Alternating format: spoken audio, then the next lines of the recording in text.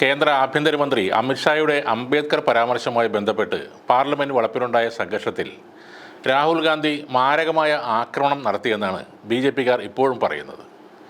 Japanese ആയോധനകലയായ ഐക്കിഡോയിൽ black belt നേടിയ ആളാണ് Rahul ഗാന്ധിയെന്നും parliament ഗുസ്തിക്കുള്ള സ്ഥലം അല്ലെന്നുമാണ് കിരൺ റിജ്ജു പറഞ്ഞത്. പാർലമെന്റിലെ സംഘർഷത്തിൽ പരിക്കേറ്റ് ICUവിൽ പ്രവേശിക്കപ്പെട്ട BJP MP-യാണ് പ്രതാപ ചന്ദ്ര സാരംഗി. ബ്ലാക്ക് ബെൽറ്റുള്ള രാഹുൽ ഗാന്ധി ആക്രമിച്ചതിനെ തുടർന്നാണ് പരിക്കേറ്റതെന്നാണ് BJPയുടെ പരാതി.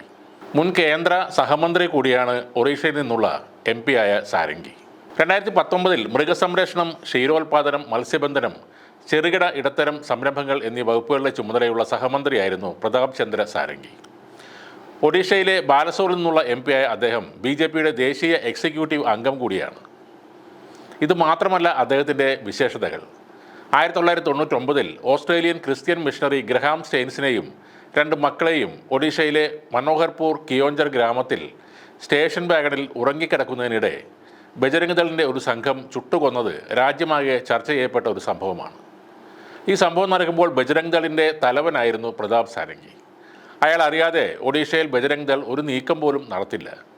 എന്നിട്ടും ആ കേസിൽ നിന്ന് പിന്നീട് ഊരിപ്പോകുന്ന ഒരാളും കൂടിയാണ് ഈ സാരംഗി. വീണ്ടും BJP ടിക്കറ്റിൽ ജയിച്ച് പാർലമെൻറ്റിൽ എത്തുകയും ചെയ്തു.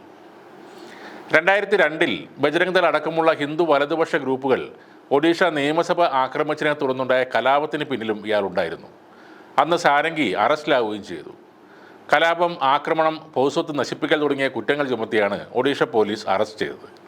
സാരംഗിക്കെതിരെ 9 ക്രിമിനൽ കേസുകളുണ്ട്. BJPയിൽ മന്ത്രിമാരായിരുന്നവർ പല കുറ്റങ്ങളും ചെയ്തിട്ടുണ്ട്. പക്ഷേ അപ്പോൾ അവർക്കൊന്നും BJP എന്ന ഒരു ലേബൽ കാണില്ല. പണ്ടേ മുതലേ അങ്ങനെയാണ് കാര്യങ്ങൾ. ഗാന്ധിജിയെ വധിക്കുമ്പോൾ അവർ ഹിന്ദു മഹാസഭ ആയിരുന്നു.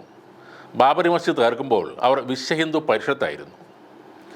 ഗ്രഹാം സ്റ്റെയിൻസിനെയും ഭാര്യയെയും അവരുടെ പിഞ്ചു കുഞ്ഞുങ്ങളെയും പച്ചക്ക് കത്തിക്കുമ്പോൾ അവരുടെ പേര് ബജ്രംഗ് ദൾ എന്നായിരുന്നു. ഗൗരി ലങ്കേഷിനെ വെടിവെക്കുമ്പോൾ അവരുടെ പേര് ഹനുമാൻ സേന എന്നായി മാറുന്നു. അഖ്ലാഖിനെ തല്ലിക്കൊല്ലുമ്പോൾ അവർ ഗോരക്ഷക് സേനയാണ്. പത്മാവത് എന്ന സിനിമയ്ക്കെതിരെ വാളുയർത്തുമ്പോൾ അവർ അറിയപ്പെടുന്നത് കർണിസേന എന്ന പേരിലാണ്.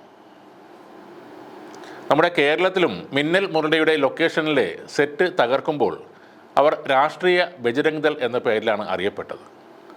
എന്നാൽ ഇതിൻ്റെ പിന്നിലെല്ലാം ഒരൊറ്റ ബാനർ മാത്രമാണുള്ളത്. അതാണ് RSS. അവരുടെ ഭാഷയും ഒന്നാണ്. അത് സംഘപരിവാർ ഭാഷയാണ്. ഇപ്പോൾ പാർലമെൻറ്റിൽ മനഃപൂർവ്വം ചെയ്തത് അല്ലെങ്കിൽ കൂടി രാഹുൽ ഗാന്ധിക്ക് അഭിമാനിക്കാം. ഒരു പഴയ സംഘപരിവാർ ക്രിമിനലിനെ ആണല്ലോ താൻ അടിച്ചോ തള്ളിയോ വീഴ്ത്തിയത് എന്ന കാര്യത്തിൽ.